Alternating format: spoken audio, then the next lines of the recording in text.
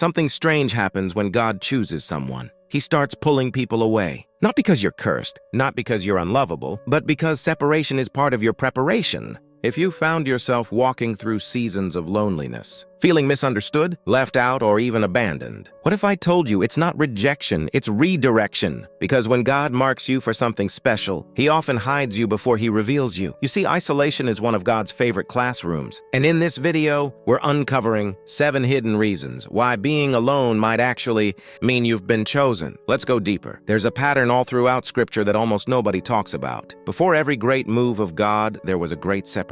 Before Moses delivered Israel, he spent 40 years alone in the wilderness. Before David became king, he was isolated with sheep, forgotten by his family. Before Jesus began his ministry, he was led into the desert, alone. Every chosen person in the Bible went through a season where God silenced the noise of people so they could hear the whisper of purpose. So if you're in that quiet place right now, where friends have faded, conversations have dried up, and it feels like no one understands you, don't despise it. Because God often hides His chosen ones in seasons that feel like rejection, but are actually protection. The first hidden reason is this: God separates you to sharpen your spirit. When you're surrounded by noise, it's easy to lose focus. People's opinions, expectations, and energy can drown out what God is trying to say. So He'll start removing certain voices, certain environments, even certain relationships, not because they're evil, but because you can't hear Him with so many others speaking. In isolation, your discernment grows sharper. You start to see who's real and who's fake. You begin to sense spiritual things more deeply, because solitude trains your spirit to depend on God, not validation.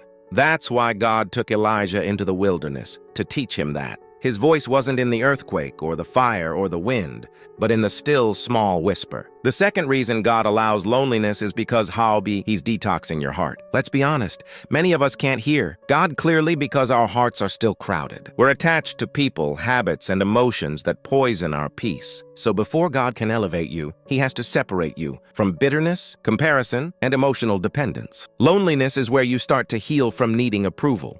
You stop chasing people who don't see your worth. You stop begging for attention that was never meant for you. In that quiet, God performs heart surgery, removing the hidden wounds, restoring your confidence, and teaching you that being loved by Him is enough. That's why some relationships fall apart right before your breakthrough, because the next version of you can't carry the same connections that drained you. The third hidden reason: God isolates you to give you revelation. There are things God cannot show you in a crowd. Some truths are too heavy for public places. That's why John the Revelator received the entire book of Revelation, while exiled alone on the island of Patmos. Isolation becomes the environment for divine downloads. When God pulls you away, He's not punishing you. He's preparing you to hear secrets others can't handle. He's showing you glimpses of your calling, your purpose, your destiny. That's why you feel restless where others are. Comfortable because you were made for something greater. The fourth reason: God hides you because He's building something in you that can't be rushed. Sometimes the delay is your development. You're not being left behind,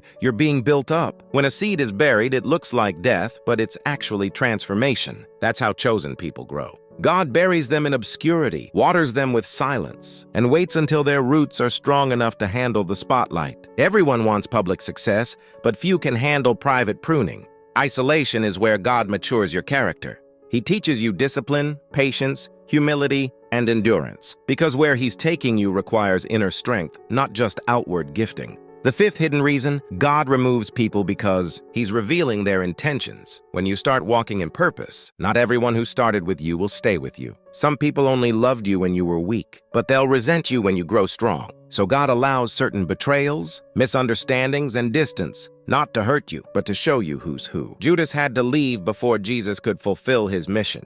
Some people must walk away before you can step into yours. Don't chase what God has already released, because every time you try to bring everyone with you, you delay your destiny. The crowd is for applause, but the called are for assignment. The sixth hidden reason: God keeps you alone to increase your dependence on Him. When you have no one else to turn to, that's when you discover He's enough. Sometimes God removes human support to remind you of divine support. You stop leaning on people and start leaning on presence. David said, "Though my father and mother forsake me, the Lord will receive me." That's not poetry, it's experience. When everyone else walked away, David learned intimacy with God, and that intimacy became his strength. Loneliness becomes holy when it drives you to prayer. When your tears become your intercession, When you realize that solitude isn't empty, it's sacred, because the presence of God fills the silence like nothing else can. The seventh and final reason, God separates you because He's preparing your platform. Before God presents you, He perfects you. Before He elevates you, He establishes you. You can't lead people while still needing their approval. So God builds you in private to sustain you in public. That's why Jesus spent 30 years in obscurity for 3 years of ministry. That's why Joseph sat in a prison before ruling in a palace. Hidden seasons are holy seasons. They look like isolation, but they're incubation. God is forming your voice, your vision, and your victory out of sight. So if you feel like you're losing everyone and everything, it's not the end, it's the beginning. You're being chosen, not forgotten. God is not ignoring you, He's investing in you. Because when your training is done, He'll reintroduce you, not as the same person who disappeared, but as the one who carries His presence, His power, and His purpose. There's a reason eagles fly alone. Not because they're antisocial, but because the altitude they're called to can't sustain flocks. You can't soar while clinging to what's comfortable. So if God has placed you in a season of aloneness, trust that He's preparing you for higher ground. You might not understand it now, but you will later. Every tear, every quiet night, every unanswered call, it's all part of His divine design. He's not breaking you down, He's breaking you free. And when the time comes, the same people who doubted you will see what God was doing all along. Because chosen ones are never meant to fit in, they're meant to stand out. So if you're always alone, it might not be punishment, it might be purpose. God may be saying, I've set you apart because I trust you with what others couldn't carry. Stay faithful in the silence. Stay humble in the hiding. Because the season of isolation is not forever. It's preparation for elevation. You are not forgotten. You are being formed. And when your time comes, you'll look back and realize God didn't isolate you to hurt you. He isolated you to reveal you. Because the ones He chooses, He first separates.